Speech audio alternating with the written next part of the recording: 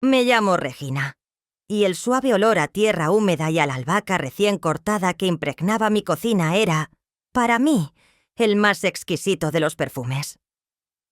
Era un aroma a vida, a paciencia, a los secretos que guardaba mi jardín. Mis manos, callosas y manchadas de tierra, amasaban con lentitud la masa para el pan, un ritual matutino que me anclaba a la realidad, aunque mi mente se agitaba como un enjambre de abejas. La ansiedad me apretaba el pecho, un nudo frío que se formaba cada vez que esperaba la inminente visita de mis hijos, Alejandro y Camila. Sabía, con la certeza de quien ha vivido demasiado, que su llegada no auguraba nada bueno. Siempre era lo mismo. Una petición disfrazada de preocupación filial, un problema que necesitaba mi intervención, o un nuevo proyecto que requería, invariablemente, mis ahorros o mi tiempo. Recuerdo, como si fuera ayer, mi 70º cumpleaños. Había esperado, con una punzada de ilusión casi infantil, una llamada, una visita, un simple mensaje. Nada. Ni Alejandro, tan ocupado con su empresa de soluciones innovadoras, ni Camila, la influencer de moda, se dignaron a recordarme. Compré un pequeño pastel de vainilla, encendí una vela solitaria y soplé, sintiendo el eco de mi propio aliento en el silencio de la casa. Fue una soledad helada, no triste, sino vacía. Recuerdo haber limpiado con un paño húmedo el borde de la mesa, pensando en las horas que pasaba cuidando sus dolencias de niños, sus fiebres, sus miedos nocturnos. Los amé, los amo, con la ferocidad irracional de una madre, pero esa indiferencia, ese desprecio tácito por mi existencia más allá de su conveniencia, era una herida que nunca cicatrizaba del todo. El año pasado, cuando estuve con esa gripe tan fuerte que apenas podía levantarme de la cama, me prometieron que vendrían a ayudar. «Claro, mamá, enseguida vamos», me dijo Alejandro por teléfono, su voz sonando a través de una conexión ruidosa, como si estuviera en algún aeropuerto exótico, siempre tan ajetreado, tan importante. Camila, por su parte, me envió un emoticono de una cara verde con termómetro, seguido de un «Recupérate pronto, Mamie. Estoy con un lanzamiento superimportante, ya sabes». Pasaron 3 días. Fui al médico sola, arrastrando mis pies, sintiendo el frío de la fiebre y el de la soledad. Cuando se lo comenté a Isabel, la esposa de Alejandro, ella me dijo con una sonrisa forzada: «Ay, Regina, es que los chicos tienen tantas cosas. Son empresarios, ¿sabes? Tienen responsabilidades. No puedes esperar que dejen todo por una simple gripe». Una simple gripe. Para ellos era una molestia, no la fragilidad de la mujer que les dio la vida. Y sus miradas, siempre sobre mis manos, sobre la tierra bajo mis uñas, sobre el rastro de hojas secas que a veces, inadvertidamente, traía a la cocina. «Mamá, ¿por qué no te compras unos guantes más bonitos? Es que esas manos parecen de jardinero de pueblo», me dijo Camila en una ocasión, mientras se untaba una crema carísima en sus propias manos, inmaculadas y perfectas. Me encogí de hombros. Para mí, esas manos eran un mapa de mi vida, un testimonio de mi pasión, de mi dedicación. Pero para ellos eran una vergüenza, un símbolo de lo que consideraban una vida de pobreza y atraso. El silencio que siguió a su comentario fue más ruidoso que cualquier recriminación. Sabía que se acercaba otra tormenta. Lo sentía en el aire, en el zumbido eléctrico antes de una tormenta de verano. Y yo, como siempre, me preparaba para recibirla, esperando que, quizás, esta vez, la lluvia trajera algo de calma y no solo destrucción. El timbre sonó, un eco estridente en la quietud de mi hogar. Mis hombros se tensaron. Fui a abrir, y allí estaban. Mis hijos, Alejandro y Camila, flanqueados por sus respectivos cónyuges, Isabel y Javier. Entraron como un torbellino de perfume caro y ropas de marca, llenando mi modesta sala con una energía artificialmente vibrante. «Mamá, qué alegría verte», exclamó Alejandro, abrazándome con una rapidez que denotaba más la prisa por cumplir con la formalidad que el afecto genuino. Su abrazo era un abrazo de aire, ligero, distante. Camila, con su cabello rubio impecablemente peinado y sus uñas perfectas, me dio 2 besos en el aire, cuidando de no manchar su labial. «Mamie, estás radiante. ¿Es ese tu nuevo suéter? ¡Qué chic!», dijo, aunque sabía que el suéter era el mismo de siempre, tejido por mí misma hace años. Isabel, con su sonrisa perfecta y ojos que evaluaban cada detalle, añadió: «Regina, siempre tan acogedora. Tu casa tiene ese encanto rústico». La palabra rústico sonó a excusa, a una forma elegante de decir anticuado. Javier, el esposo de Camila, un hombre alto y con una barba cuidadosamente recortada, asintió con una expresión que intentaba ser afable pero solo lograba ser condescendiente. «Cierto, doña Regina, siempre un remanso de paz, aunque un poco natural, ¿no?». Nos sentamos en la sala. El ambiente era denso, a pesar de los esfuerzos por la cordialidad. Camila, tras un sorbo de té que apenas probó, lanzó la primera ofensiva. «Mamie, hemos estado pensando mucho en ti, ¿verdad, chicos?». Miró a los demás, que asintieron con presteza. «Y bueno, sabes que tu bienestar es nuestra prioridad, y tu seguridad. La verdad es que nos preocupa un poco tu jardín. Es tan grande y lleno de cosas». Se interrumpió, buscando la palabra adecuada. Alejandro intervino con un tono más directo. «Mamá, seamos honestos. El jardín es un problema. Atraes bichos, la humedad, y seamos sinceros, es un desperdicio de espacio. ¿Con tus años, sigues arrodillándote en la tierra como una campesina? Ya no es seguro». Sentí una punzada. Mi jardín. Mi vida. Pero mantuve mi expresión neutra. Mi jardín es mi pasión. Es mi pequeño santuario. Isabel soltó una risita suave, casi inaudible. «Claro, Regina, lo entendemos. La pasión. Pero piénsalo. Con la casa tan céntrica, si asfaltaras el frente, podrías tener un estacionamiento para al menos 3 coches. Eso subiría el valor de la propiedad una barbaridad. Y podríamos venir más seguido sin preocuparnos por encontrar sitio en la calle». La manipulación era obvia. Querían el espacio para sus coches de lujo, esos que no cabían en sus propios garajes, siempre llenos de trastos caros. Javier, con aire de experto, agregó: «Sí, doña Regina, es una inversión inteligente. Y con esos coches nuevos que tenemos, ¿sabes? Un Mercedes clase S, el Porsche de Camila. Dejarlos en la calle es un riesgo. Podrían rayarlos, o peor aún, robarlos. Piénselo, es por nuestra seguridad, y por la suya también. Tendríamos un lugar seguro para estacionar cuando venimos a verte. Y vendríamos más». La última frase era la zanahoria. Si hacías lo que ellos querían, te darían el amor y la atención que anhelabas. Una oferta que en el fondo sabía que era una mentira. «Pero mi jardín», musité, intentando ganar tiempo, mi corazón latiendo con fuerza. «Es donde tengo mis orquídeas y mis experimentos». Alejandro se rió, una risa condescendiente. «Ay, mamá, tus experimentos. ¿Sigues con eso?».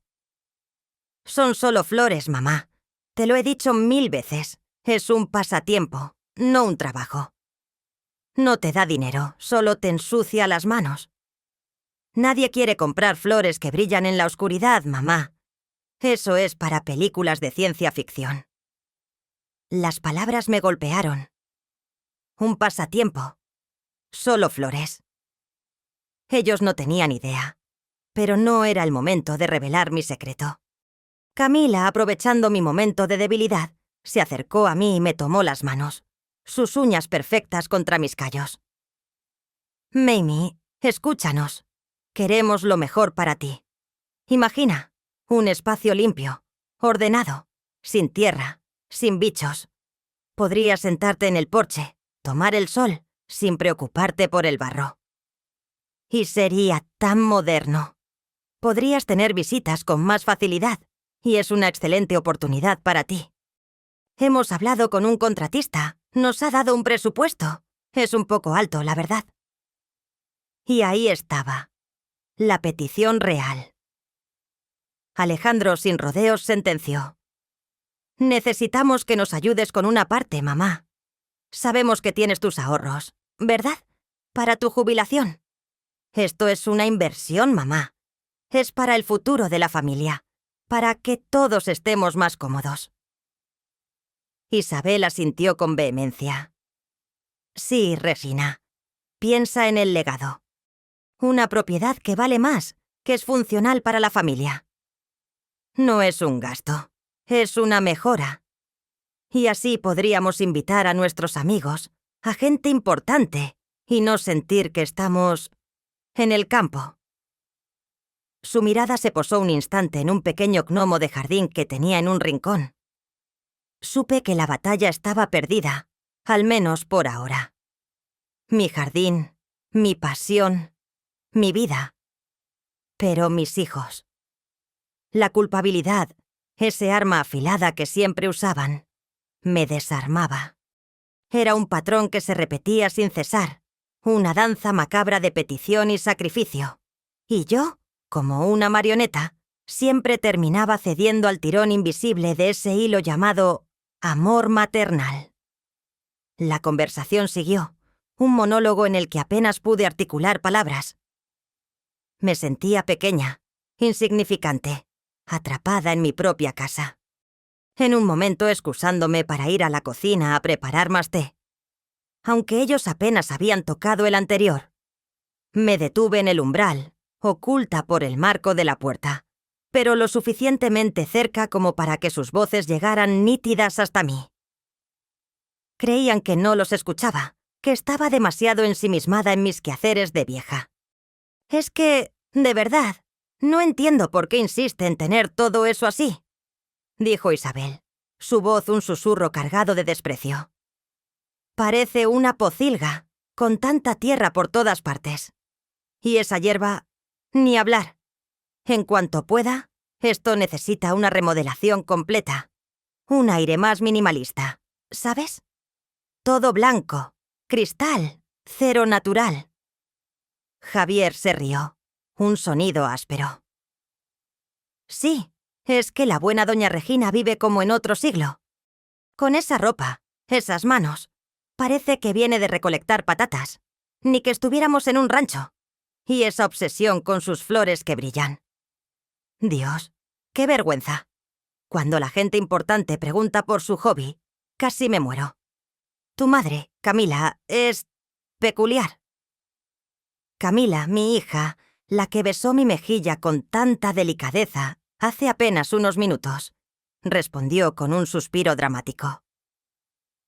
Ya sé, Javier, es un tema. Pero, ¿qué le vamos a hacer? Es mamá. Lo importante es conseguir lo del aparcamiento. Así los coches estarán seguros y podremos venir más a menudo. Y cuando ya no esté, o se mude a un lugar más adecuado, esto lo vendemos por un dineral. O lo convertimos en un loft de lujo. Un jardín así en pleno centro es un crimen. Alejandro, el primogénito, el que siempre se presentaba como el más protector, añadió con un tono de fastidio. Es que no hay forma de hacerla entrar en razón. Cree que sus plantas valen oro. La hemos convencido de que es por el valor de la propiedad, pero en el fondo es que necesitamos espacio. Mis clientes de alto nivel no van a parar y parcar en la calle si vienen a recogerme aquí. Y el Mercedes se ve ridículo sin un espacio propio. Este jardín es una monstruosidad. Es un símbolo de lo que no debe ser. Escuchaba cada palabra, y aunque mi corazón se contrajo con un dolor familiar, esta vez había algo más. Una especie de frialdad se instaló en mi pecho, una claridad helada. No era rabia, no era tristeza, era una visión prístina de la realidad. Hablaban de mí como si fuera un objeto, un estorbo, una reliquia vergonzosa que necesitaba ser modernizada, o mejor aún, eliminada. Sus palabras eran cuchillos, pero extrañamente, ya no me dolían tanto. Eran el eco de una verdad que había estado evitando escuchar durante décadas. Ellos no me amaban.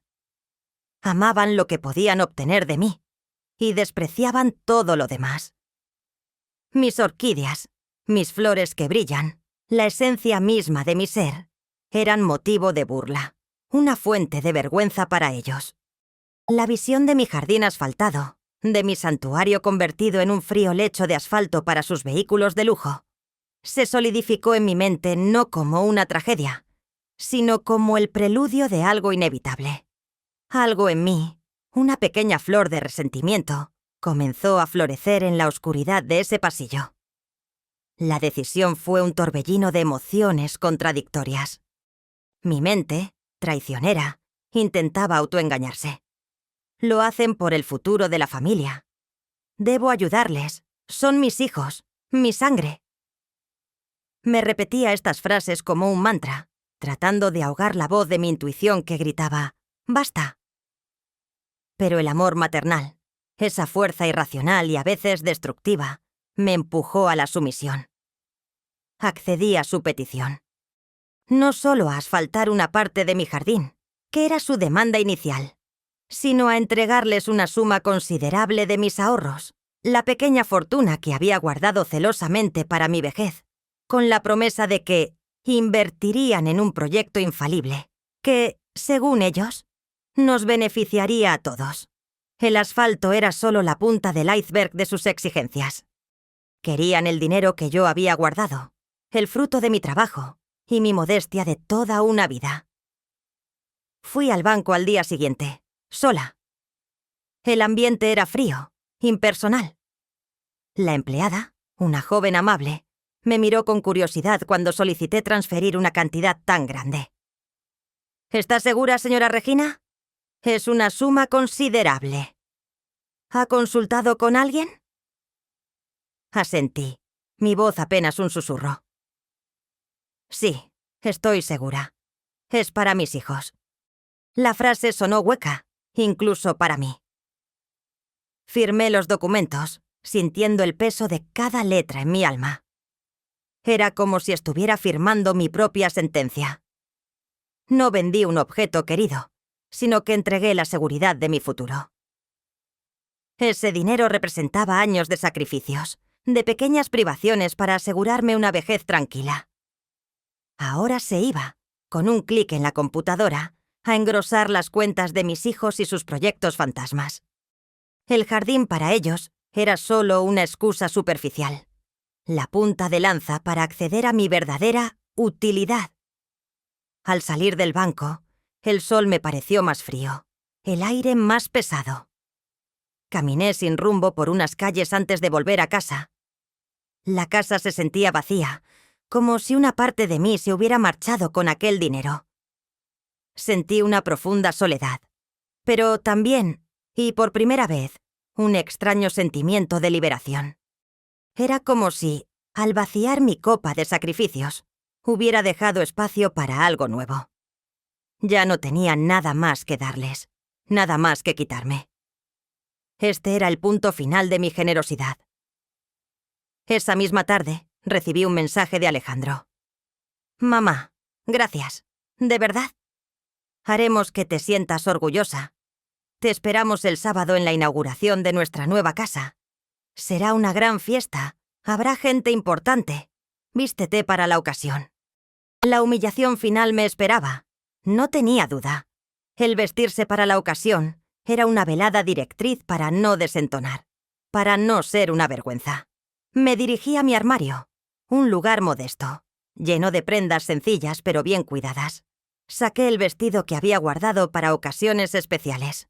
Un sencillo vestido de lino color lavanda, cómodo y de corte clásico, que combinaba con un collar de cuentas de madera que yo misma había hecho. No era lujoso, pero lo había elegido con amor y con la esperanza, quizá ingenua, de que ese día, por fin, vería más allá de mis manos manchadas y mi amor por la tierra. Me preparé, no para la humillación, sino para el momento en que el fénix, que sentía agitarse dentro de mí, alzara el vuelo.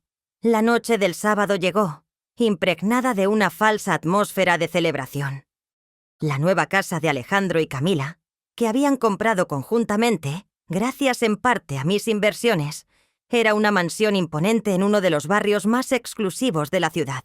Las luces de la entrada eran deslumbrantes, y el sonido de la música y las risas vacías se filtraba hasta la calle.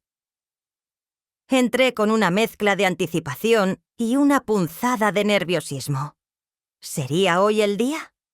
¿El día en que mis hijos, por fin, me mirarían con orgullo, con aprecio? Mi corazón, obstinadamente esperanzado, latía con una prisa febril. Mi atuendo, cuidadosamente elegido, era un vestido de lino color lavanda, modesto pero elegante, realzando mi figura menuda.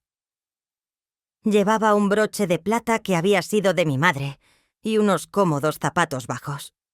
Mis manos, a pesar de mis esfuerzos, conservaban las marcas de la tierra. Un mapa de mi vida dedicada al jardín. Contrastaba drásticamente con el lujo ostentoso que me rodeaba.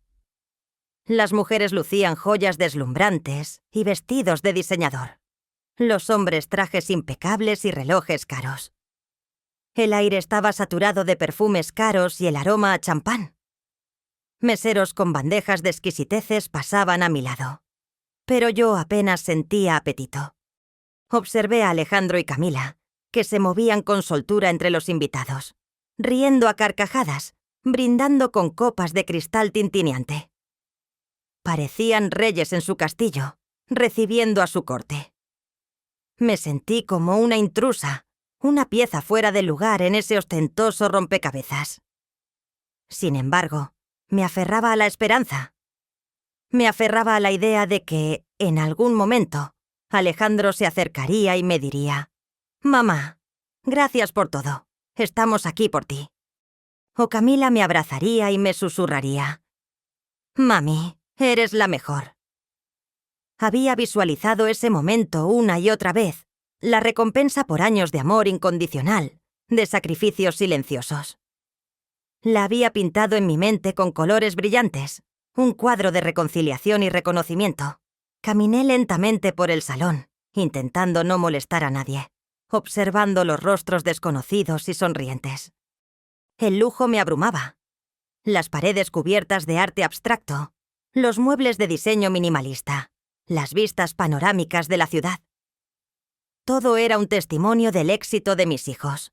Un éxito que, en parte, había sido posible gracias a mis propios ahorros, a ese sacrificio tan personal. Quería creer que valía la pena. Quería creer que mi acto de amor sería reconocido. Me acerqué a un rincón, cerca de una ventana, desde donde podía observar la multitud sin ser el centro de atención. Respiré hondo, intentando calmar el tamborileo de mi corazón. Era una noche importante, y yo estaba aquí. Esa era mi esperanza. Pero el ambiente era denso, y las risas de mis hijos sonaban cada vez más huecas, más distantes. El eco de sus palabras, las que había escuchado desde el umbral de mi cocina, resonaban en mi cabeza. Un símbolo de lo que no debe ser. Y yo, en mi modesto vestido lavanda, me sentía exactamente eso. Un símbolo anacrónico en su brillante y moderna existencia. La esperanza era una vela que parpadeaba débilmente en el viento gélido de la realidad. La música se detuvo por un instante, y un foco de luz Se posó sobre una pequeña tarima improvisada.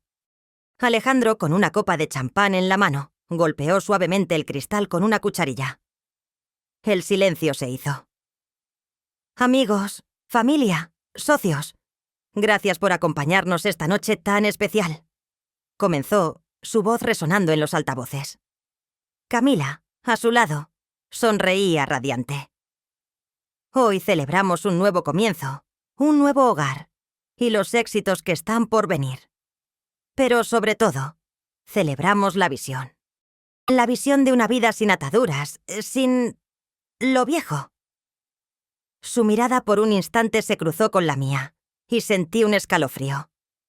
Era una mirada fría, sin reconocimiento. Alejandro continuó. Quiero presentar a algunos de los pilares de nuestra vida, a los que nos han apoyado siempre. A mi querida esposa, Isabel, el motor de nuestra familia y de mis mejores ideas. Isabel sonrió con suficiencia, recibiendo los aplausos. Y a mi hermana, Camila, mi socia, mi confidente, mi cómplice en cada aventura. Camila hizo una reverencia teatral, levantando su copa. Javier, el esposo de Camila, también fue mencionado con elogios. Pero yo, la madre, la que había vaciado su cuenta, la que había asfaltado su jardín por sus exigencias, era invisible. De repente Alejandro se aclaró la garganta y, con una mueca que intentaba ser graciosa, dijo: «Y claro, no podemos olvidarnos de nuestra querida madre, Regina. ¿Dónde estás, mamá?» El foco me encontró, allí en mi rincón. Sentí un rubor subir por mi cuello. La atención de cientos de ojos se posó sobre mí. Alejandro continuó, su tono de voz cambiando, volviéndose burlesco. «Ah, ahí está. Siempre tan... ella. Nuestra pequeña jardinera. Sí, la que le gusta la tierra y las plantitas. De hecho, ha estado tan emocionada con la idea de nuestro nuevo aparcamiento en su casa, que nos ha ayudado generosamente. Así podremos tener más espacio para nuestros coches de lujo». Gracias, mamá, por entender la importancia de la modernidad y la comodidad. Un aplauso para Regina, la que nos ha ayudado a pavimentar el camino. Literalmente. Las risas estallaron en la sala, un eco cruel que rebotaba en las paredes. Sentí las miradas curiosas, algunas compasivas, otras simplemente divertidas. El rostro de Camila se iluminó con una sonrisa falsa. Sí, mamá, eres la mejor. Siempre tan generosa. Ahora sí podremos traer a la gente importante sin que vean ese jardín peculiar. La palabra peculiar era como un latigazo. Javier agregó, riendo entre dientes. Y lo bueno es que ahora ya no tendrás que preocuparte por ensuciarte las manos. Una preocupación menos. Mi garganta se secó. Las palabras se formaron en mi mente, pero no pudieron salir. Querían que me sintiera humillada, expuesta, rebajada a una simple herramienta para sus caprichos. Me señalaban con el dedo, no para honrarme, sino para burlarse de mi simplicidad, de mi amor por la tierra, de mi sacrificio financiero, todo a la vez. No fui invitada al escenario, solo fui exhibida, como un objeto de curiosidad o burla. Sentí cómo la sangre se me subía a la cabeza, no de vergüenza, sino de una rabia fría y profunda que nunca antes había experimentado. Eran depredadores. Y yo, su presa ingenua. La burla de la gente, las risitas, los murmullos, se grababan a fuego en mi memoria. Estaba expuesta, vulnerable, frente a una audiencia de extraños. Mis hijos me habían desnudado el alma en público y se deleitaban con ello. En ese instante, algo se rompió dentro de mí. No fue un estallido, sino un quiebre silencioso y definitivo. La oleada de dolor y ofensa que me había acompañado durante décadas, cada desprecio, cada olvido, cada humillación, se desvaneció. Se disolvió en el aire, como si nunca hubiera existido. En su lugar, emergió una conciencia helada, cristalina, un vacío que no era de desolación, sino de una claridad espantosa. Era como si una venda, invisible pero densa, se hubiera desprendido de mis ojos. Miré a Alejandro, a Camila, a Isabel, a Javier. Sus rostros antes tan familiares, tan anhelados, se transformaron. Ya no eran mis hijos, eran extraños, parásitos, depredadores que se habían alimentado de mi bondad, de mi amor, de mi fortaleza. Vi sus sonrisas petulantes, sus ojos vacíos, sus gestos grandilocuentes, y no sentí nada. Ni rabia, ni tristeza, ni siquiera la más mínima pizca de compasión. Eran figuras distantes, siluetas borrosas en una película ajena a mí. La burla en sus ojos, el desprecio en sus palabras, todo se deslizó por mi piel como agua, sin penetrar. Una calma sobrenatural me invadió.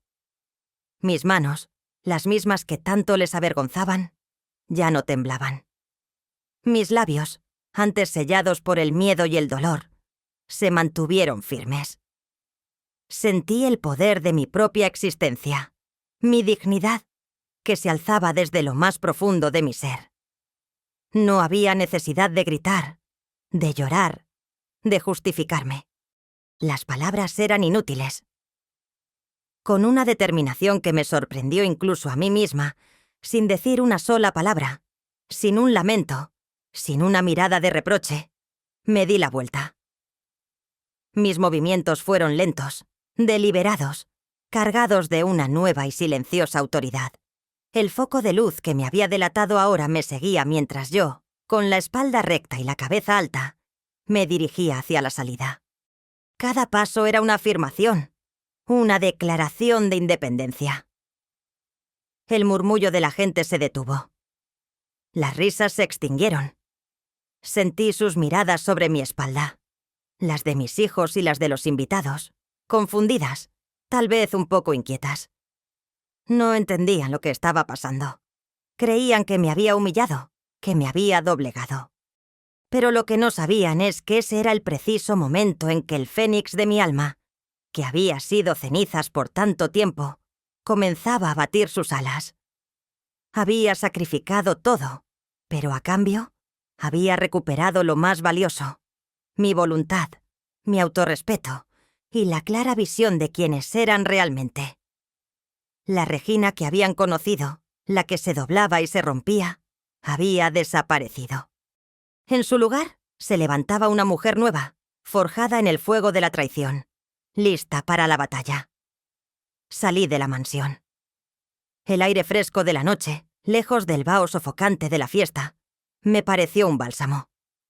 Mis pies me llevaron automáticamente al coche. No dudé. No temblé. Mis manos, antes vacías de esperanza, ahora estaban llenas de una determinación gélida. Saqué mi teléfono, el viejo modelo que mis hijos se burlaban por no ser un smartphone de última generación, y marqué el número que había guardado celosamente durante años. Sonó 1, 2 veces. Al tercer tono, una voz grave y tranquila respondió: «Diga». «Ricardo», dije, mi voz extrañamente firme, sin un atisbo de la emoción que me había consumido durante tanto tiempo. Mi aliado, mi abogado y mi confidente, el único que conocía la verdadera magnitud de mi trabajo y la traición que se cernía. «Regina, me alegro de que me llames. ¿Cómo te fue en la celebración familiar?» Su tono era cauteloso, casi expectante.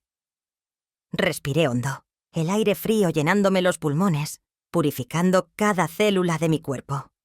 Cerré los ojos por un segundo, visualizando el rostro de mis hijos, el desprecio en sus ojos, la burla en sus risas.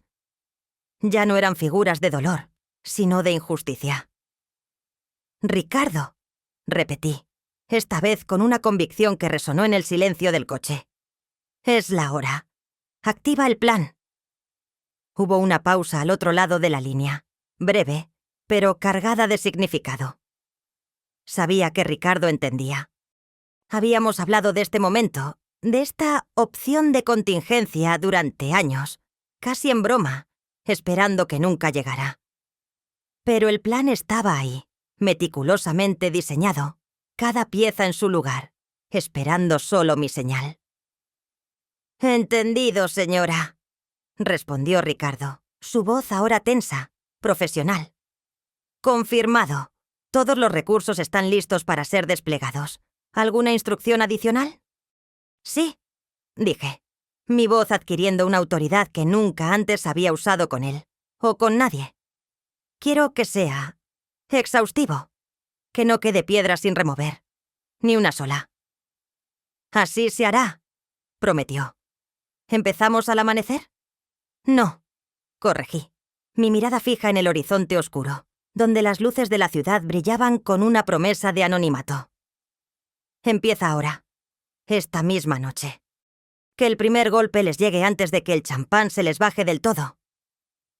Ricardo no preguntó, no cuestionó. Simplemente respondió: «A la orden, Regina. Que descansen tranquilos por última vez». Colgué el teléfono. Un escalofrío de anticipación me recorrió la espalda. Este plan, que había sido una red de seguridad, un por si acaso para la traición, ahora se convertía en el arma de mi liberación. Ellos habían creído que me habían despojado de todo. No sabían que lo único que habían hecho era activar una fuerza que no podían siquiera imaginar. No sabían que el jardín que despreciaban y que querían asfaltar era el cuna de un secreto que valía más que todos sus lujos juntos. Ricardo llegó a mi casa a la mañana siguiente, antes de que el sol se asomara por completo. La cafetera zumbaba, llenando la cocina con el aroma reconfortante del café recién hecho. Nos sentamos en silencio, él con su portafolio de cuero impecable, yo con mi vieja taza de cerámica. El silencio se rompió con el primer sorbo de café. «Regina», dijo Ricardo, sus ojos claros fijos en los míos. «¿Estás segura de esto? Una vez que empecemos, no hay vuelta atrás». Asentí. Nunca he estado más segura de algo en mi vida, Ricardo. Ellos cruzaron la línea. Demasiadas veces. Esta vez fue la última. Y así, mientras el sol comenzaba a teñir el cielo de naranja y rosa, le revelé, o mejor dicho, recapitulé para él, la historia completa de mi secreto. Mi voz era monótona, casi clínica, pero cada palabra estaba cargada con el peso de décadas de dedicación y secreto. Siempre amé las plantas, Ricardo. No era un simple pasatiempo, como ellos decían. Era una vocación. Desde que era una niña, me fascinaba cómo la naturaleza guardaba sus propios misterios, sus propias soluciones. Leía cada libro que caía en mis manos, no solo de botánica, sino de bioquímica, de fisiología vegetal, de genética. Fui una botánica autodidacta, una científica por pura pasión y obstinación. La idea de una flor que emitiera su propia luz me vino en un sueño hace casi 30 años. Al principio, era una quimera, algo imposible. Pero la idea se arraigó. Comencé mis experimentos, como Alejandro los llamaba con desdén. En mi pequeño invernadero, el que ahora quieren asfaltar para sus coches, empecé a cruzar especies, a modificar las condiciones de crecimiento. Aprendí de cada fracaso. Cada brote marchito, cada mutación infructuosa, era una lección. Las primeras 10 años fueron de pura frustración. La gente se reía. Mis hijos me veían como una excéntrica. «Mamá, ¿por qué no te dedicas a ti algo útil?», me decía Camila. «Estás perdiendo el tiempo con esas hierbas raras», insistía Alejandro. Pero yo seguía. Noche tras noche, pasaba horas en mi laboratorio improvisado, documentando cada cambio, cada interacción. Estudié la bioluminiscencia en las profundidades marinas, en las luciérnagas, en los hongos. Me obsesioné con entender el mecanismo molecular detrás de la luz viva. Compré equipos de laboratorio de segunda mano Importé semillas raras, todo con mis propios ahorros, los que ellos creían que eran para mi jubilación y ahora habían gastado en sus negocios de humo. Finalmente, hace unos 15 años, llegó el primer indicio de éxito. Una minúscula orquídea, una de las miles de variaciones que había cultivado, emitió un débil resplandor en la oscuridad de la noche. Era apenas perceptible, un pulso verdoso, pero para mí fue como ver el amanecer. A partir de ahí, el trabajo se intensificó. Perfeccioné el método, estabilicé el genoma, logré crear la orquídea nocturna luminosa, una variedad de orquídea phalaenopsis, que no solo brilla con una luz suave y constante, sino que su bioluminiscencia es controlable. Puede activarse y desactivarse, y su intensidad puede modularse. Es hermosa, Ricardo. Pero lo más importante es su potencial. Me di cuenta de que la proteína bioluminiscente que había aislado y modificado tenía propiedades únicas. No era solo un espectáculo visual. Podría ser un marcador biológico, un sistema de entrega de medicamentos, incluso un sensor de enfermedades. El potencial farmacéutico era inmenso. Fue entonces cuando te contacté, Ricardo. Hace 5 años. Quería proteger mi invención. Quería asegurarme de que mis años de trabajo no fueran en vano. Me ayudaste a patentarla, a mantener el secreto absoluto. Pasamos por un proceso riguroso, discreto. Y hace 2 años, la primera corporación farmacéutica importante, Biogenex Pharmaceuticals, una gigante mundial, se acercó a través de ti. Habían oído rumores, habían visto una pequeña muestra de forma anónima. Estaban asombrados. Firmamos acuerdos de confidencialidad tras acuerdos de confidencialidad. Las negociaciones han sido largas, complejas. Querían exclusividad, licencias mundiales. Hablaron de cifras que eran estratosféricas. Millones, Ricardo. No, no millones. Cientos de millones. Potencialmente billones si las aplicaciones médicas se confirmaban a gran escala. La patente está a mi nombre. Y el acuerdo de venta del 80% de los derechos de explotación, manteniendo yo un porcentaje para investigación y filantropía, está listo para ser firmado. El acto de humillación de anoche fue el catalizador. El contrato se firma la semana que viene.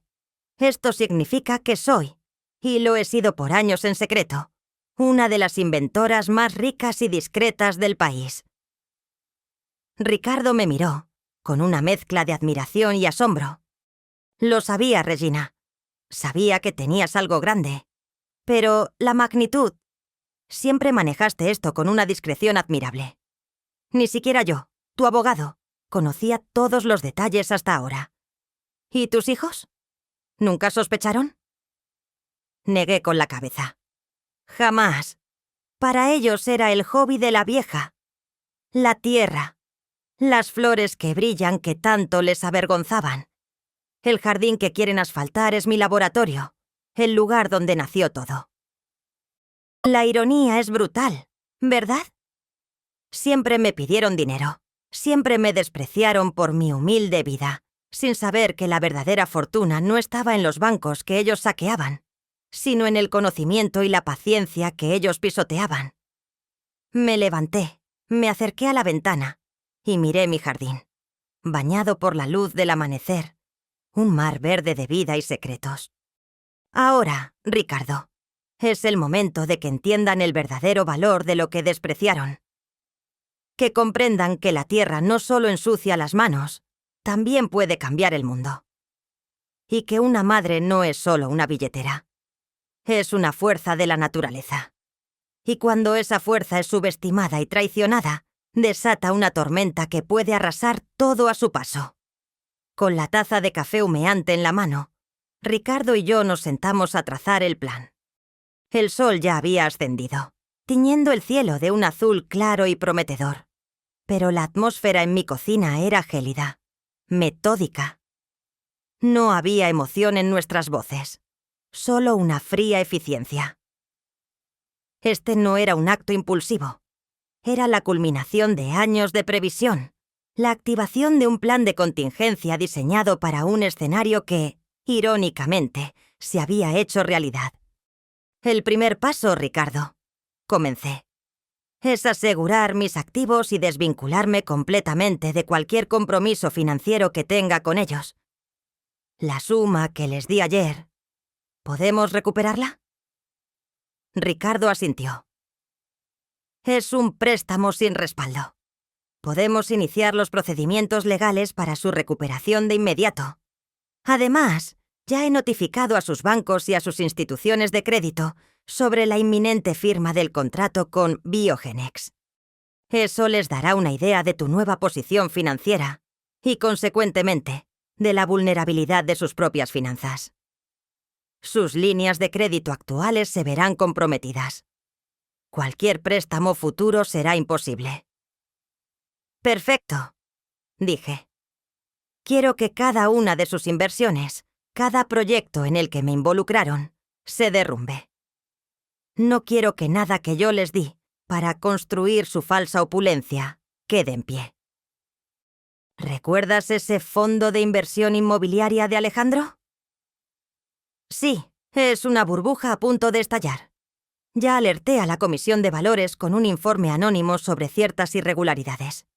Será el primer dominó en caer. También enviamos información sobre el desfalco que hizo Alejandro en su anterior empresa. Está bien documentado y esperando el momento de salir a la luz. Y Camila, con su boutique en línea y sus productos de belleza milagrosos, continué. Sabemos que sus proveedores no están contentos, que ha acumulado deudas y que la calidad de sus productos es más que cuestionable.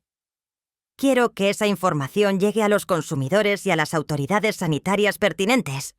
Ricardo sonrió, una expresión rara en su rostro habitualmente sobrio. Ya tengo preparados los correos electrónicos anónimos con pruebas contundentes. Reseñas falsas, certificados de calidad fraudulentos, reclamaciones de clientes insatisfechos.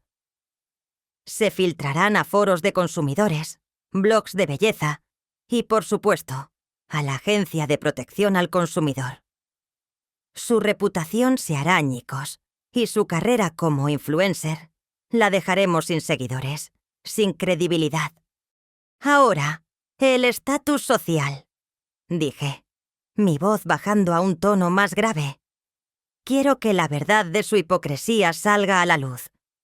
Que el mundo sepa cómo trataron a la mujer que los crió y los apoyó. Las grabaciones de anoche, Ricardo. Y todas las otras, las que fui acumulando sin saber por qué. Esos pequeños comentarios despectivos, sus planes de modernizar mi casa cuando ya no estuviera. Absolutamente, afirmó. Hemos preparado un dossier multimedia. Audios, vídeos, capturas de pantalla de sus redes sociales donde alardean de sus lujos mientras tú vivías modestamente. Todo está listo para ser distribuido a los principales medios de comunicación. No como una historia de venganza, Regina, sino como una historia de injusticia, de una madre maltratada por la ingratitud de sus hijos. Eso resonará mucho más con el público. La opinión pública será su juez y su verdugo. Y los socios, añadí. Esos amigos importantes que tanto presumen. Quiero que se enteren de la verdadera naturaleza de Alejandro y Camila. Que vean cómo tratan a su propia madre. Eso los hará dudar de su integridad en los negocios y en la vida personal. Ya se han enviado mensajes sutiles, pero dañinos, a sus círculos más cercanos, explicó Ricardo. Pequeños chismes, verdades a medias que los harán cuestionar la honorabilidad de tus hijos. Cuando las noticias más grandes estallen, esas dudas se convertirán en certezas. Se quedarán solos, aislados. Los haremos parias sociales. Cada uno de sus cónyuges, Isabel y Javier, también se verá afectado por asociación. Sus carreras y sus reputaciones también sufrirán el golpe. Y no olvides el jardín, le recordé. mi mirada perdida en las flores que brillaban tenuemente en la primera luz del día. La ironía de todo esto. Cómo despreciaron mi pasión, mi trabajo sucio, para querer asfaltarlo y construir un aparcamiento para sus coches. Que eso también salga a la luz. Que la gente entienda que lo que ellos consideraban nada era en realidad mi mayor tesoro. Y que esa misma nada es lo que me ha hecho poderosa. Cada detalle ha sido considerado, Regina. Es un ataque multifacético, diseñado para desmantelar cada pilar de sus vidas. Financiero, profesional y social. No se trata solo de quitarles lo que tienen, sino de exponer quiénes son. El golpe inicial será devastador, y la exposición mediática los aplastará. ¿Lista? Asentí. Mi corazón, que había estado oprimido durante tantos años, ahora sentía una extraña ligereza.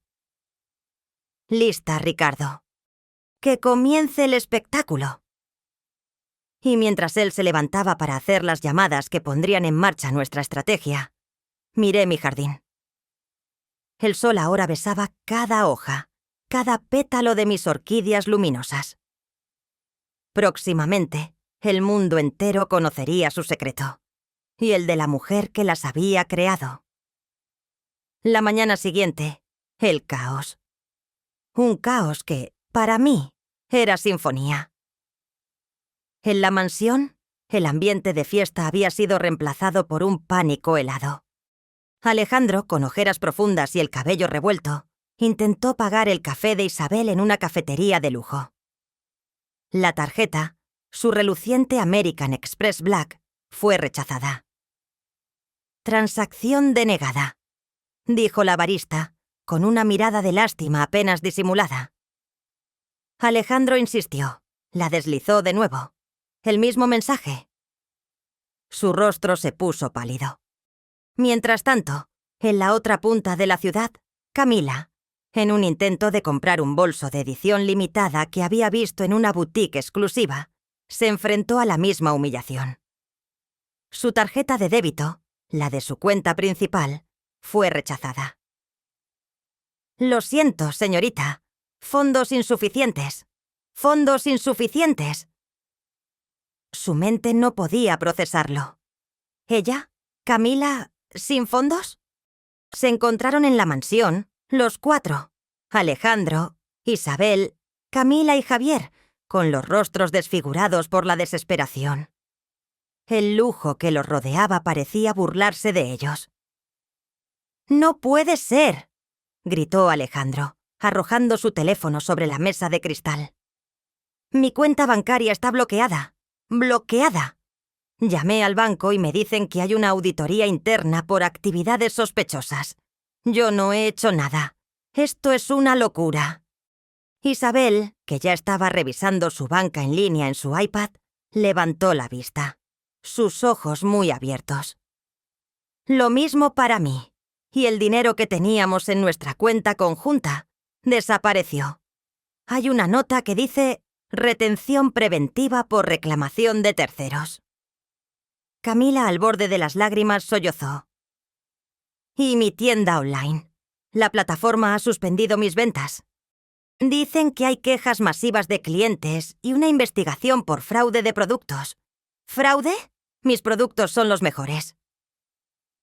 Javier, el más calmado de los cuatro, al principio sentía el pánico ascender por su garganta. «Mis acciones. Acabo de revisar mi portafolio. Han caído un 20% de la noche a la mañana, y un fondo de inversión que recomendé a mis clientes se ha desplomado. La reputación de mi firma está en juego». «¡Tiene que ser mamá!», espetó Alejandro, golpeando la mesa. «Ella es la única con la que he tenido problemas financieros. Nos prestó dinero y ahora lo quiere de vuelta, pero esto es demasiado. Ella no tiene tanto poder». «¿Mamá?», se burló Camila con un ataque de histeria. «Por favor, Alejandro, ¿la vieja con sus plantas? ¿Qué va a hacer? ¿Lanzarnos orquídeas brillantes? Ella es una pobre jardinera. No tiene contactos, ni influencia. Es ridículo. ¿Quizás fue tu culpa, Alejandro? ¿Tus negocios turbios? No metas a mis negocios en esto, Camila. Tú eres la que tiene problemas con Hacienda desde hace años con tus negocios de dudosa legalidad. El salón se llenó de gritos. Se lanzaban acusaciones, verdades a medias y mentiras completas. El pánico era palpable. Se llamaban por teléfono a banqueros, a asesores financieros, a contactos en el gobierno. Todos los teléfonos daban la misma respuesta. No podemos ayudarle en este momento. Hay un problema interno. Estamos investigando. Las tarjetas de crédito seguían siendo rechazadas.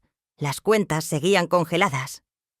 Sus coches, sus relojes, sus ropas, todo lo que antes les daba estatus, ahora parecía una burla cruel. La fachada de su vida perfecta se desmoronaba, ladrillo a ladrillo, y no sabían quién, o qué, era el arquitecto de su ruina. La noche que habían pasado celebrando sus éxitos se había convertido en el preludio de su más oscura pesadilla financiera. La mañana en la oficina fue una pesadilla para Alejandro.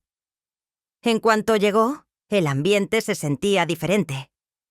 Las miradas furtivas de sus colegas, los susurros. Sabía que algo andaba mal antes de que el asistente del director, un joven con el que siempre había sido condescendiente, le dijera con voz fría: «El señor de la Cruz lo espera en su despacho, señor Vargas. Es urgente». Al entrar, la atmósfera era gélida. El director, un hombre impasible llamado don Ernesto, con quien Alejandro había cultivado una relación de servilismo y admiración, estaba sentado tras su imponente escritorio de caoba. Su rostro era una máscara de desaprobación. A su lado, un hombre de semblante severo que Alejandro reconoció como el jefe de recursos humanos. «Vargas, tome asiento», dijo don Ernesto, su voz grave y sin emoción. Alejandro se sentó, sintiendo un escalofrío. En la mesa, frente a ellos, había una pila de documentos. «Recibimos esto esta mañana», continuó el director, empujando los papeles hacia Alejandro. Eran informes. Detallados. Demasiado detallados. Informes sobre ciertas irregularidades en sus cuentas de gastos. Una auditoría interna de un proyecto antiguo que había sido misteriosamente archivada. Correos electrónicos comprometedores con un proveedor de dudosa reputación. Incluso había copias de conversaciones de chat donde se burlaba de sus clientes y de la empresa. Todo con fechas, sellos, firmas. Eran irrefutables. «Esta información, Vargas», dijo don Ernesto, su mirada penetrante, «ha sido enviada de forma anónima, pero es tan meticulosa y precisa que no podemos ignorarla. Ha puesto en tela de juicio su ética profesional y su integridad. No solo eso, ha puesto en riesgo la reputación de nuestra firma». El jefe de recursos humanos asintió gravemente. Alejandro sintió que el aire le faltaba. Pero esto es un montaje, una conspiración. Yo no... Don Ernesto lo interrumpió sin inmutarse. «No hay margen para la discusión. La evidencia es abrumadora. Dada la gravedad de las acusaciones y el daño potencial a nuestra imagen, no nos queda más opción que rescindir su contrato con efecto inmediato. Su puesto queda vacante. Un coche le espera en la entrada para llevarlo a casa. Sus pertenencias le serán enviadas. Seguridad lo acompañará para que recoja sus efectos personales de su oficina». La humillación fue completa. Lo escoltaron fuera de su propio despacho, las miradas de sus colegas clavadas en su espalda. Las puertas de cristal de la oficina principal se cerraron detrás de él con un sonido sordo, sellando su destino profesional. Se sentía mareado, aturdido. La humillación era tangible, más que el golpe financiero. Su estatus, su carrera, todo lo que había construido sobre una base de engaños, se había desmoronado en cuestión de minutos. Mientras tanto, Camila estaba viviendo su propia pesadilla. En su despacho de la empresa de marketing digital, donde trabajaba como consultora de redes, la llamaron a una reunión con su jefa y el equipo legal. No hubo preámbulos. Su jefa, una mujer joven y ambiciosa que solía admirar el estilo de vida de Camila, le mostró una serie de informes.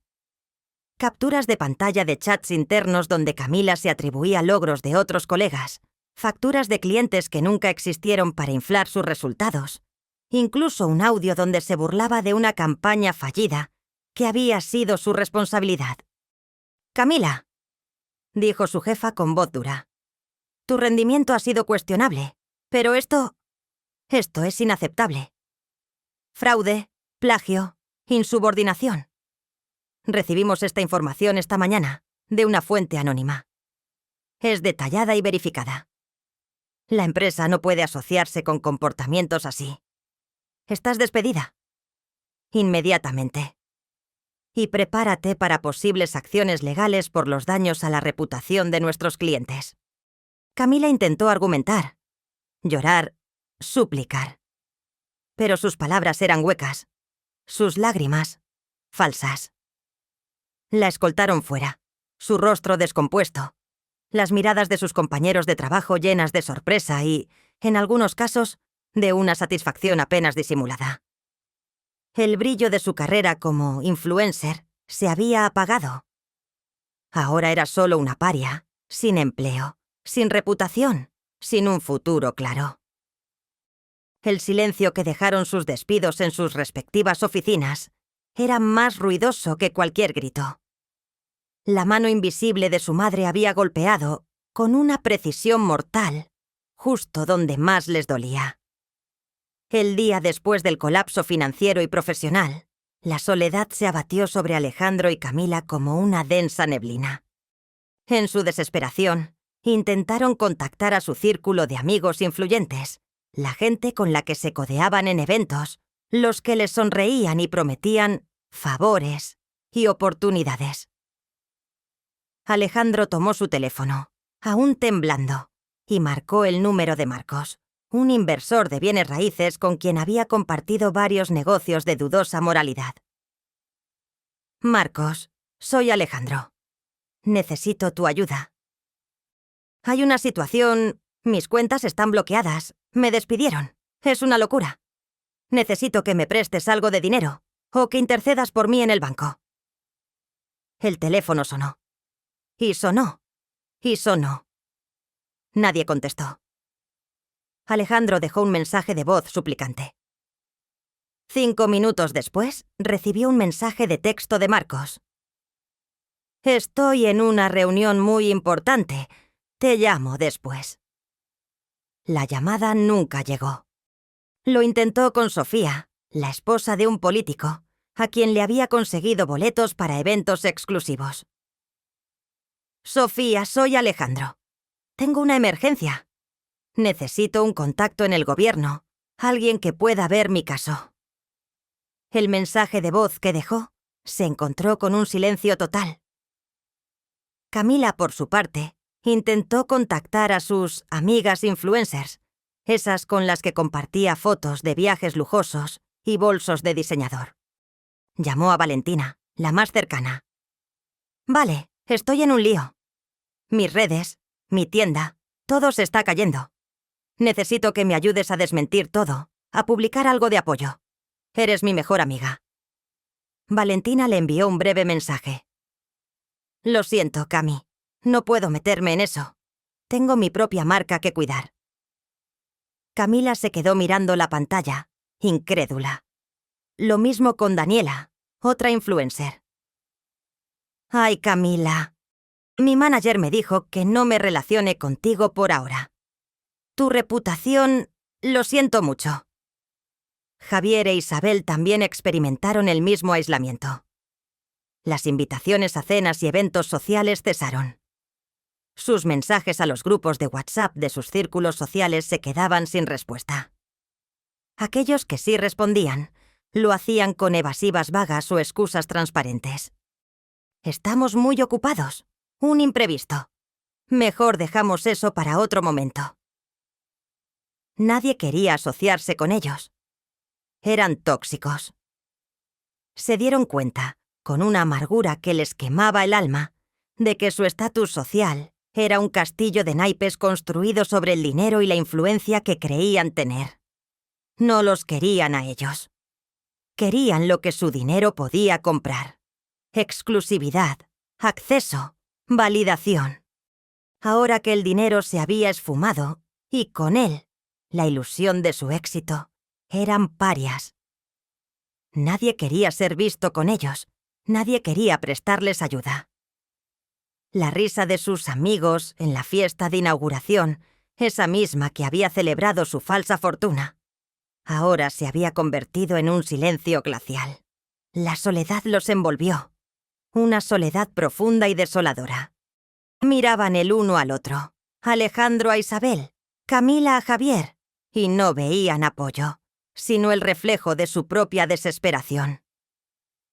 Eran náufragos en una isla desierta y se estaban devorando entre sí. La era de la socialización superficial había terminado. Comenzaba la era del ostracismo total. El golpe mediático fue orquestado con una precisión quirúrgica. No hubo gritos ni escándalos sensacionalistas baratos, sino una implacable exposición de la verdad. Ricardo, mi fiel aliado, se aseguró de que cada pieza de evidencia fuera presentada con la pulcritud de un informe forense, imposible de refutar. La explosión comenzó en los medios digitales. Un renombrado portal de noticias de investigación, conocido por su rigor, publicó un extenso artículo titulado «La orquídea luminosa y la ingratitud de una familia. Cómo una genio ignorada fue humillada por sus propios hijos». El artículo no era solo texto. Venía acompañado de pruebas irrefutables. Se incluyeron grabaciones de audio nítidas y escalofriantes. Entre ellas la conversación que tuve cuando creyeron que no los escuchaba, donde Isabel decía: «Parece una pocilga, con tanta tierra». Y Camila añadía: «Cuando mamá ya no esté, esto lo vendemos por un dineral». También se citaban las frases más condenatorias de la humillación pública en la fiesta. La voz de Alejandro, burlesca, anunciando: «Gracias, mamá, por entender la importancia de la modernidad y la comodidad». Un aplauso para Regina, la que nos ha ayudado a pavimentar el camino. Literalmente. La risa cruel de Camila resonaba en el audio. «Y lo bueno es que ahora ya no tendrás que preocuparte por ensuciarte las manos». Pero eso no fue todo. Se publicaron capturas de pantalla de extractos bancarios que mostraban las grandes sumas de dinero transferidas desde mi cuenta a las suyas, con fechas y montos. Junto a ellas, fotografías de los lujosos coches que se habían comprado, los costosos viajes que publicaban en redes sociales, sus despilfarros en ropa y joyas.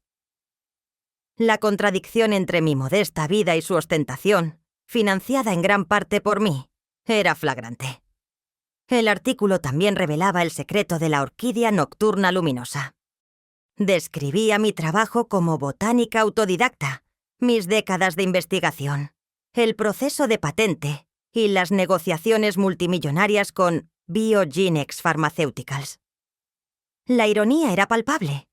Mis hijos habían despreciado mi trabajo de pobres para asfaltar el jardín donde cultivaba una planta que valía fortunas. Una imagen de la orquídea, brillando suavemente en la oscuridad, acompañaba la historia. Un símbolo de la luz que yo representaba frente a la oscuridad de su avaricia. La noticia se volvió viral en cuestión de horas.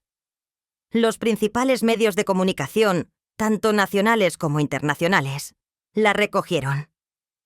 Cadenas de televisión, periódicos de tirada nacional, emisoras de radio, todos hablaban de el caso Regina Vargas. Mi nombre, antes desconocido para el gran público, se convirtió en sinónimo de dignidad, paciencia y justicia.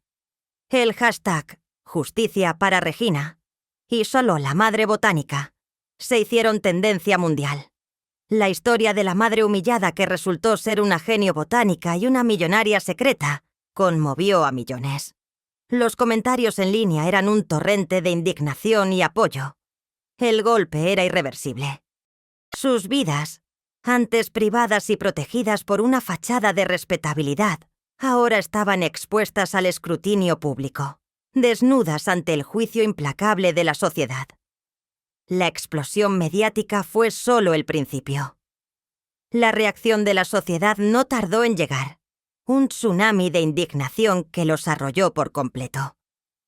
Sus perfiles en redes sociales, antes vitrinas de su vida lujosa y supuestos éxitos, se transformaron en campos de batalla. Los comentarios de odio y desprecio se contaban por miles, una avalancha incesante de condena moral. Hijos ingratos, parásitos que chupan la sangre de su propia madre, deberían avergonzarse de existir. Escribía un usuario, su mensaje replicado miles de veces. Así es como tratan a una mujer que dedicó su vida a ellos. ¡Asco!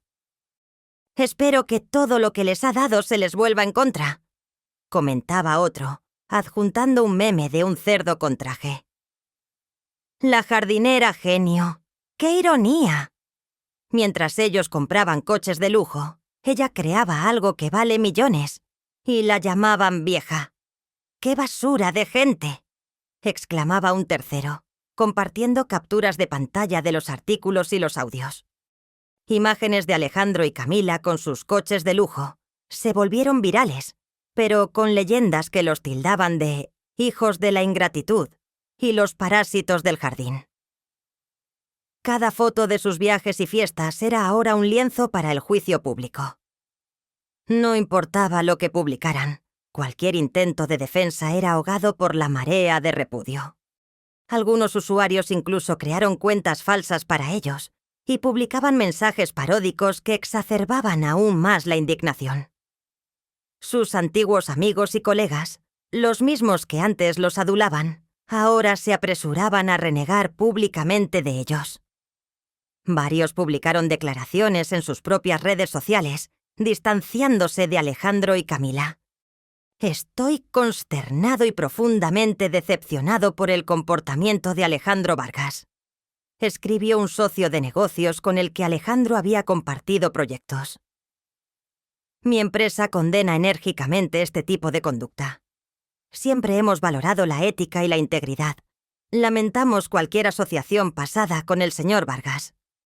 Una ex amiga de Camila, una influencer de moda, publicó una historia de Instagram con un fondo negro y el texto: a veces descubres la verdadera naturaleza de las personas.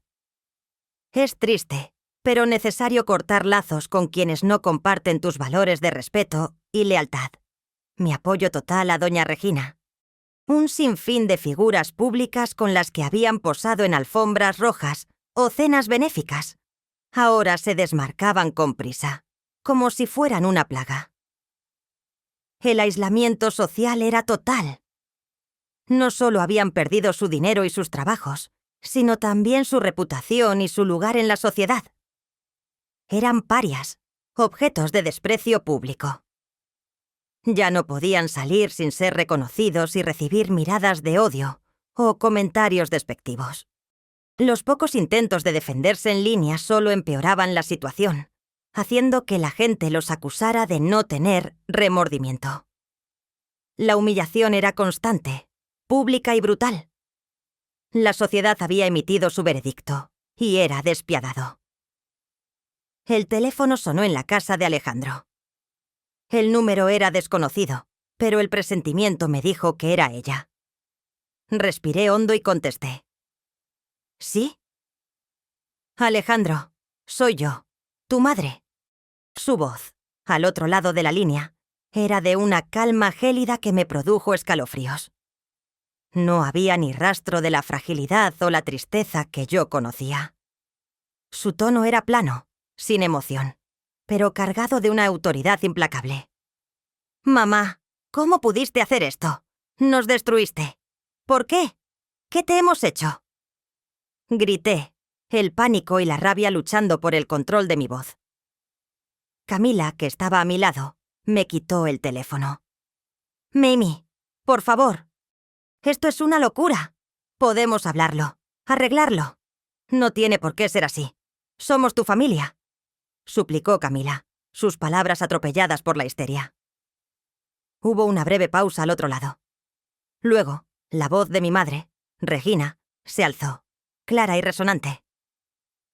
«Estoy dispuesta a escucharles, a discutir cómo resolver esto, como dices, Camila. Pero no será a escondidas. No más susurros en la oscuridad.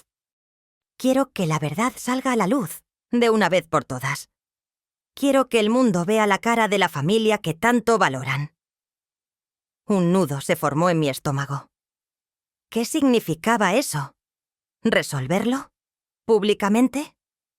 «Los cito mañana al mediodía», continuó Regina, sin dejar espacio para objeciones.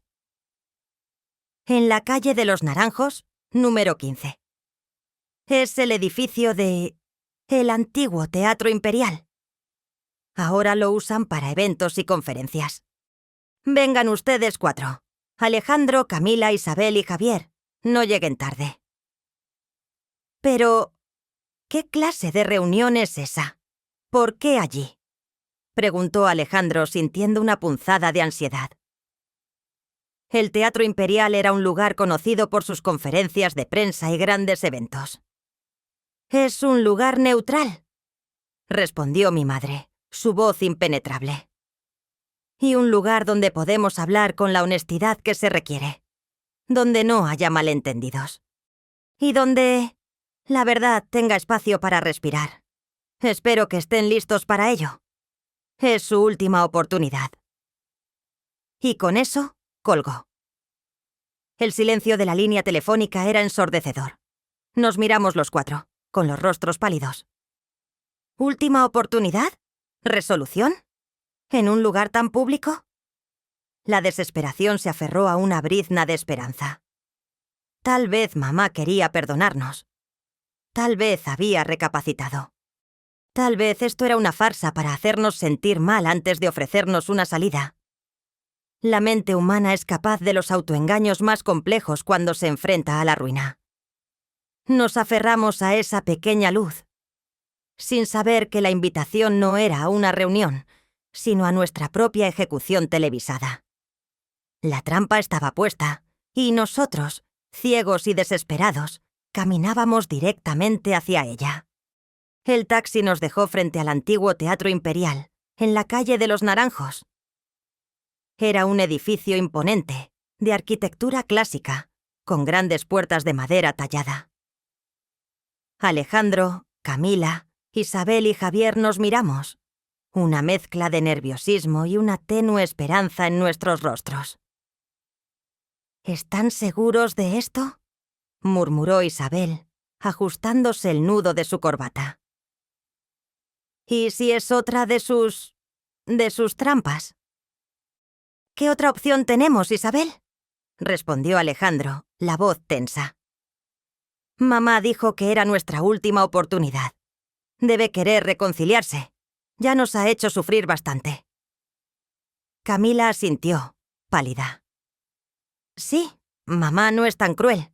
Nos ama. Solo quiere que suframos un poco antes de perdonarnos». Empujamos las pesadas puertas. El interior estaba iluminado por una luz brillante y artificial. El sonido de nuestras pisadas resonaba en el vestíbulo. Caminamos por un pasillo, y al girar una esquina, nos encontramos de golpe con la realidad. Un enorme escenario se extendía frente a nosotros, iluminado por potentes focos. No había una mesa de reuniones, no había un espacio íntimo. En cambio, filas y filas de asientos se extendían hasta el fondo, y ya estaban ocupados por una multitud. Cientos de personas nos observaban. Periodistas con cámaras, micrófonos, flashes que parpadeaban incesantemente. Había gente del público, con sus teléfonos levantados, grabando cada uno de nuestros movimientos. En el centro del escenario, un podio con varios micrófonos, y detrás, Un enorme telón de fondo con el logo de un popular programa de entrevistas de televisión. La verdad al descubierto. Y a un lado del podio, sentada en una silla, estaba nuestra madre, Regina. Estaba impecable, serena, vestida con un elegante traje de 2 piezas de lino que nunca le habíamos visto. Su cabello blanco estaba recogido en un moño pulcro, y sus ojos, al vernos, no mostraron la menor pizca de sorpresa o emoción, solo una fría anticipación. El presentador del programa, un hombre carismático y famoso por sus entrevistas incisivas, se nos acercó con una sonrisa educada. Aquí están, los protagonistas de nuestra historia de hoy. Bienvenidos, señores Vargas. Por favor, tomen asiento. Y señaló 4 sillas frente al podpodio, dispuestas para nosotros, como acusados. El shock fue devastador. Un trueno sordo estalló en nuestras cabezas. Nuestros rostros se contorsionaron de terror. La sangre se nos heló en las venas. Caímos en la cuenta. Esto no era una reunión familiar. Era un juicio público. Una ejecución televisada en vivo. Una trampa elaborada con meticulosa crueldad. «No», exclamó Alejandro intentando dar la vuelta y huir. Pero un par de hombres grandes, de aspecto discreto pero firme, que habíamos visto en la entrada, se movieron sutilmente, bloqueando nuestra retirada. Eran de seguridad. No había escapatoria. Camila se llevó las manos a la boca, sus ojos llenos de lágrimas de pánico. «Nos ha engañado. Nos tendió una trampa». Javier e Isabel estaban petrificados, sus caras blanquecinas, sus ojos desesperados buscando una salida. El público murmullaba, las cámaras destellaban, grabándolo todo. Nos empujaron suavemente hacia las sillas. Cada paso era una agonía. Nos sentamos, atrapados, expuestos. La humillación ya no era susurrada, era proyectada en pantallas gigantes para que el mundo entero la viera.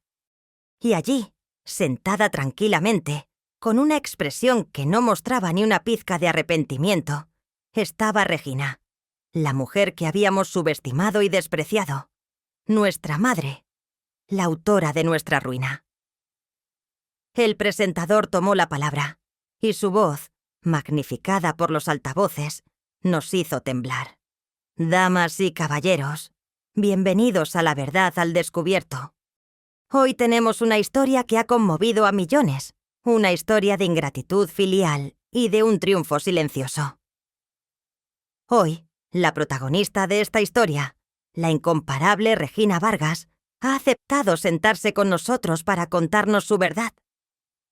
Doña Regina, el escenario es suyo». Regina se levantó. El silencio en la sala era sepulcral, tenso. Ella caminó con calma hacia el podio, su figura menuda irradiando una autoridad sorprendente. Sus ojos, al pasar por nosotros, se detuvieron un instante, fríos y sin compasión. Tomó los micrófonos y se aclaró la garganta. Su voz, clara y serena, llenó el teatro, cada palabra resonando con el peso de la verdad y la determinación. «Buenas tardes a todos. Mi nombre es Regina Vargas y soy botánica. O, como mis hijos me decían, la vieja de las plantas, la jardinera pobre». Una suave punzada de dolor se dibujó en la sala al oír su voz tan tranquila al relatar semejantes insultos. Ella continuó, sin alzar la voz, metódicamente, como una científica que presenta sus hallazgos. «Durante más de 70 años he vivido para mis hijos, Alejandro y Camila. Los he amado con un amor incondicional, con el sacrificio que solo una madre puede entender. He trabajado sin descanso. He ahorrado cada céntimo, no para mí, sino para su futuro, para darles las oportunidades que yo no tuve». Se detuvo. Hizo un gesto hacia una pantalla gigante que se encendió detrás de ella, mostrando una foto de su jardín. «Este es mi jardín. Durante décadas Fue mi santuario, mi laboratorio. Allí, noche tras noche, sin ayuda, sin reconocimiento, cultivé una orquídea única, la orquídea nocturna luminosa. Mis hijos siempre se burlaron de ella, la llamaron un pasatiempo inútil, una vergüenza. La querían asfaltar para un aparcamiento de sus coches de lujo.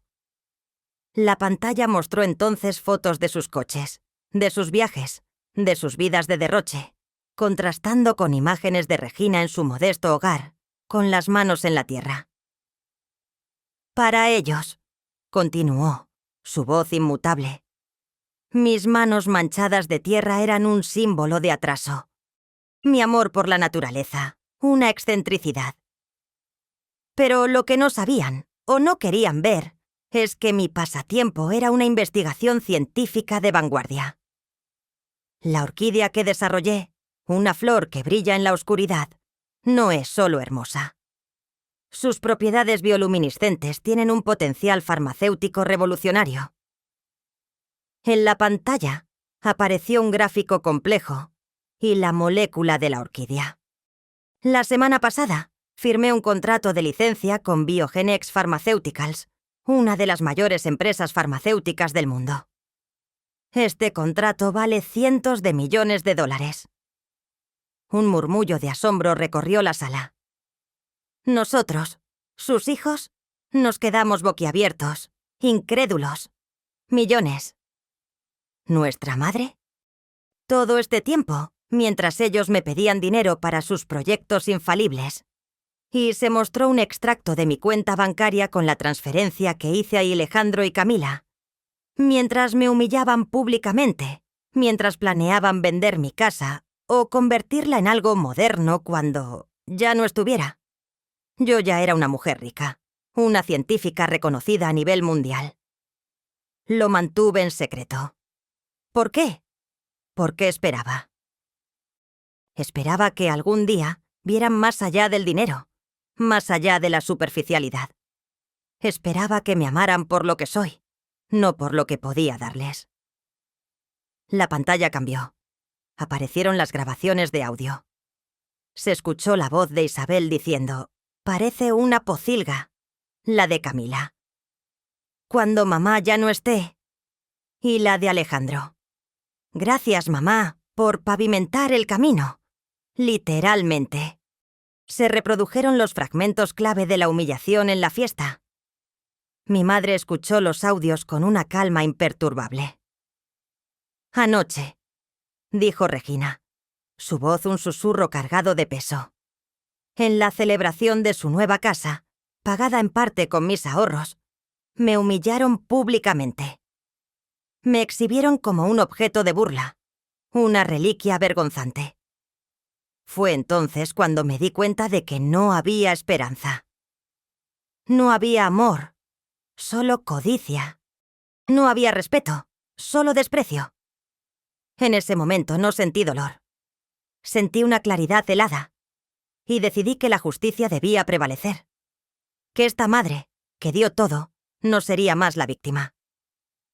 Así que sí, continuó, su mirada ahora fija en nosotros, sus hijos, pero a través de nosotros, hacia el público. Fui yo quien les cortó las alas financieras.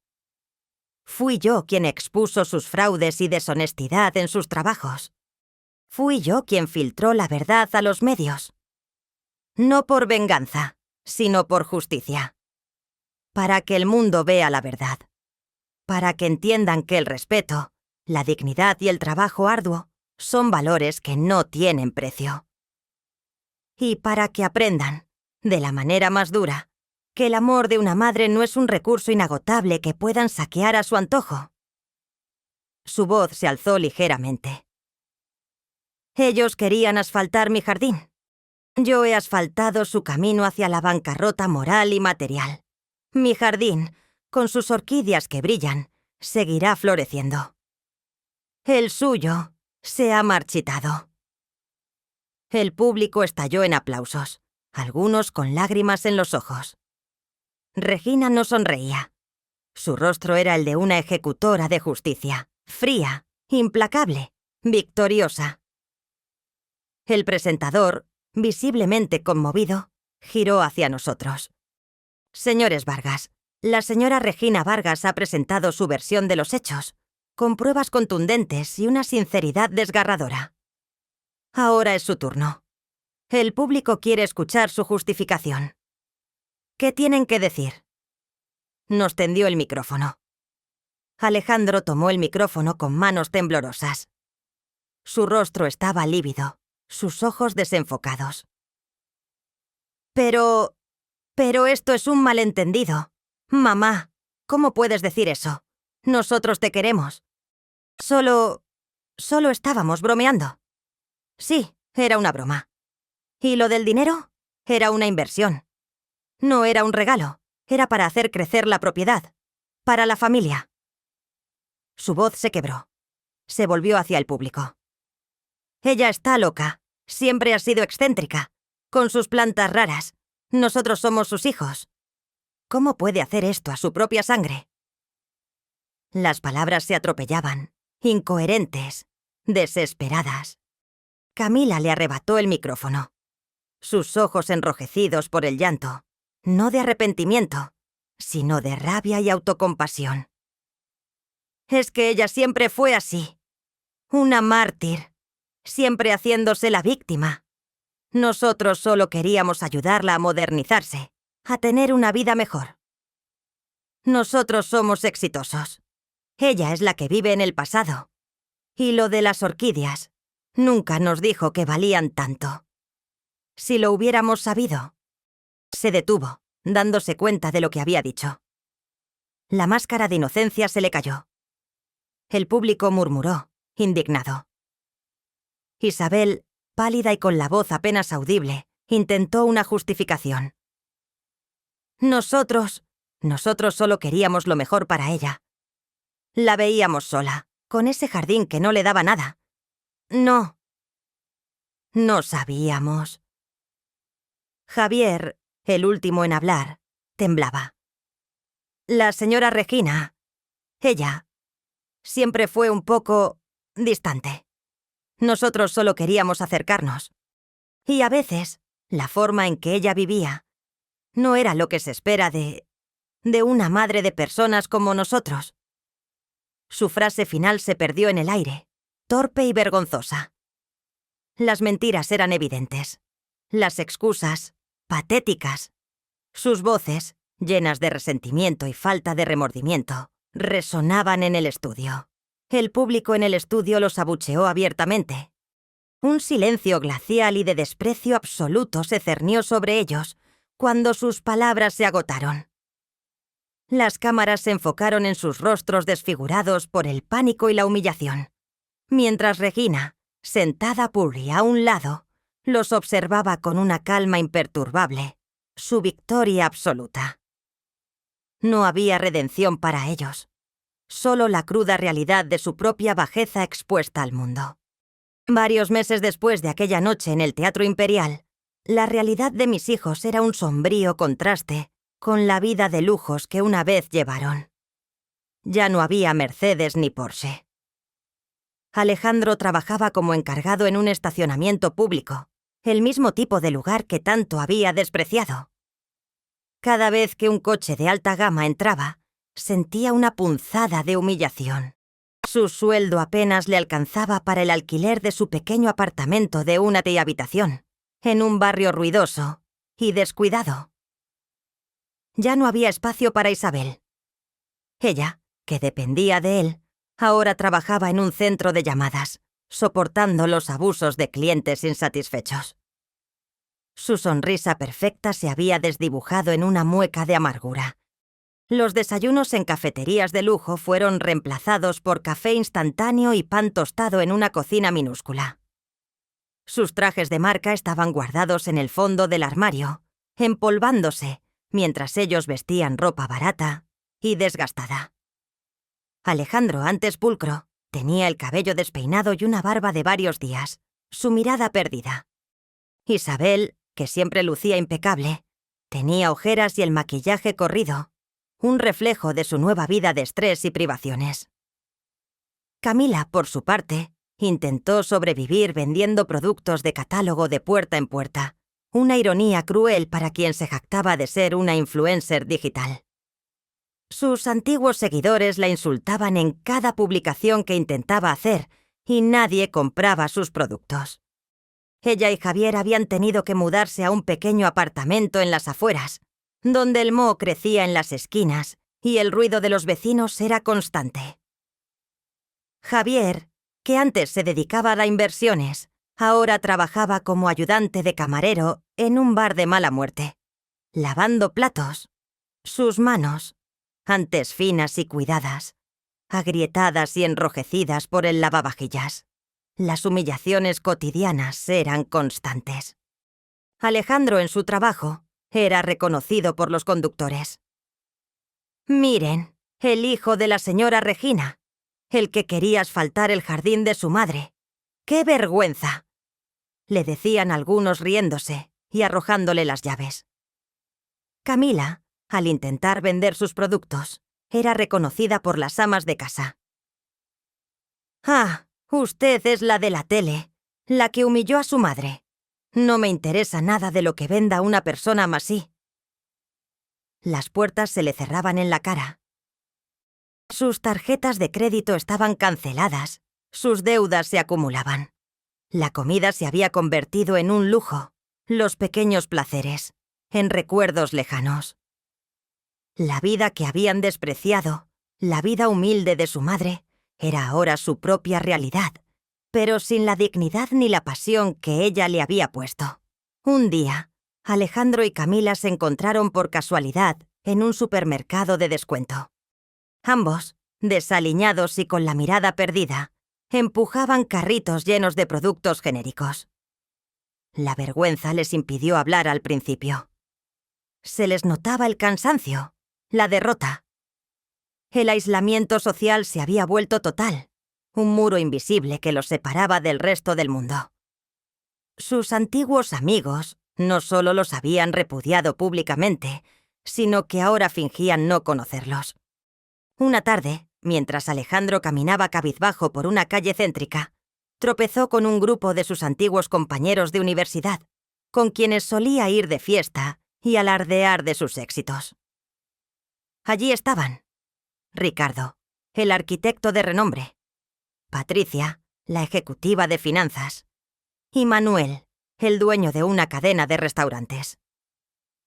Se reían, despreocupados, saliendo de un restaurante de lujo. Alejandro se detuvo, esperando una mirada de reconocimiento, un gesto. Ricardo lo vio. Sus ojos se encontraron por un instante. Ricardo desvió la mirada rápidamente, fingiendo hablar por teléfono, mientras Patricia y Manuel se volvían de espaldas, sumergiéndose en una conversación animada como si Alejandro no existiera. Pasaron a su lado como si fuera aire, un fantasma. Poco después, Camila, sentada sola en un banco del parque, vio pasar a sus ex-amigas influencers, Valentina y Daniela. Iban vestidas con ropa de diseñador, riendo mientras grababan un video para sus historias de Instagram. Camila levantó la mano para saludarlas, una punzada de nostalgia y desesperación. Valentina la miró de reojo. Sus ojos se abrieron ligeramente, pero su sonrisa no se movió. Aceleró el paso, arrastrando a Daniela, que ni siquiera se giró. Se alejaron, sus risas vacías flotando en el aire. Camila bajó la mano lentamente, sintiendo el peso de su soledad. Esa noche Alejandro y Camila hablaron por teléfono, sus voces llenas de desesperación. «Nadie nos mira», dijo Alejandro. «Nadie nos habla. Es como si fuéramos invisibles. O peor, como si fuéramos una plaga». «Es horrible, Alejandro», respondió Camila, su voz temblorosa. «Ya nadie contesta mis mensajes. Nadie se arriesga a una foto conmigo. Dicen que mi nombre es tóxico. Ya no tenemos amigos. Solo deudas y vergüenza». La conciencia les golpeó con la fuerza de un martillo. Todas esas amistades, todas esas relaciones superficiales, estaban construidas sobre la arena de su falso estatus y su dinero. No los valoraban por quienes eran, sino por lo que tenían, por el brillo que emanaba de su supuesta riqueza. Ahora que el brillo se había desvanecido, no quedaba nada. La soledad era un pozo sin fondo, un eco constante de su propia ingratitud. Se dieron cuenta de que siempre habían sido valorados por su billetera, no por su carácter. Y ahora la billetera estaba vacía, y el carácter expuesto. Eran parias, despojados de todo, y la soledad era su única compañera. Varios años después, el mundo era un lugar diferente. Y yo, Regina Vargas, me encontraba en la cima de un éxito que trascendía con creces cualquier fortuna material. Mi historia, la de la botánica humillada que se alzó como un fénix, se había convertido en un fenómeno global. Ya no era solo una científica. Era una personalidad mediática, una filántropa, un icono de estilo y fuerza para millones de mujeres y hombres en todo el mundo. Mi vida ahora estaba dedicada a mi verdadera pasión y a una nueva misión. La orquídea nocturna luminosa, mi creación, había revolucionado no solo la industria farmacéutica, sino también la energía sostenible y la biotecnología. Las patentes que Ricardo había gestionado con tanta pericia eran una fuente inagotable de recursos. Fundé la Fundación Regina Vargas para la Investigación Botánica y la Dignidad Humana, una organización que financiaba proyectos de jóvenes científicos, promovía la agricultura sostenible y brindaba apoyo legal y psicológico a víctimas de abuso familiar y maltrato. Mi casa, mi amado jardín, se habían convertido en un centro de investigación de vanguardia, un santuario para científicos y botánicos de todo el mundo.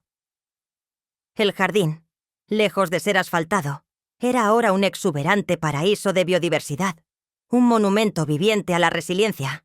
Escribí un libro de memorias, La orquídea luminosa y el jardín de la verdad, que se convirtió en un éxito de ventas mundial, traducido a decenas de idiomas. Mis conferencias, en auditorios llenos, eran inspiradoras lecciones sobre la perseverancia, la integridad y el poder de la autodignidad.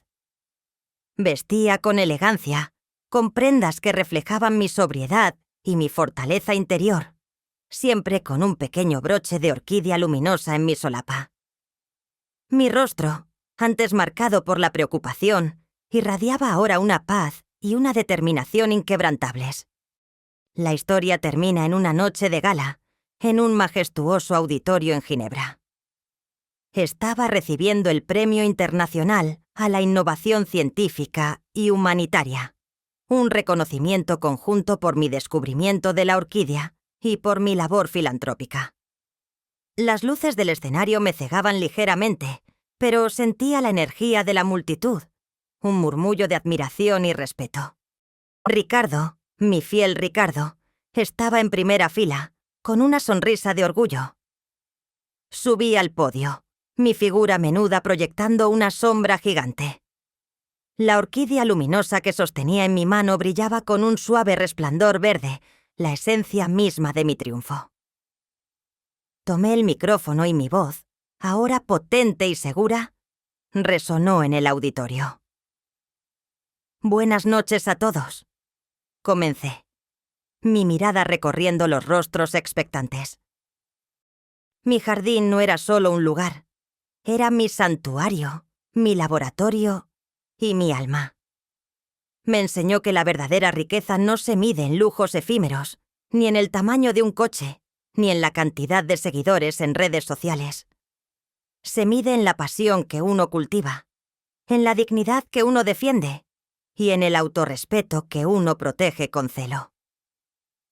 Hice una pausa, mi voz cargada de la autoridad que me había costado décadas forjar. He aprendido que la verdadera fortaleza reside en defenderse, en levantarse cuando aquellos que deberían amarte más intentan arrancarte las raíces, intentan asfaltar tu esencia. Me quisieron pisotear, silenciar, borrar. Querían borrar mi jardín, que para ellos era solo tierra y trabajo de pobres. No sabían que en esa tierra residía una revolución, y en ese trabajo de pobres, un imperio de conocimiento. No hay perdón para la traición que viene de la propia sangre, cuando esa traición es repetida y consciente. No hay reconciliación posible con quienes solo ven un valor monetario en las personas y en la vida misma. Solo hay un camino, el de la justicia, el de las consecuencias.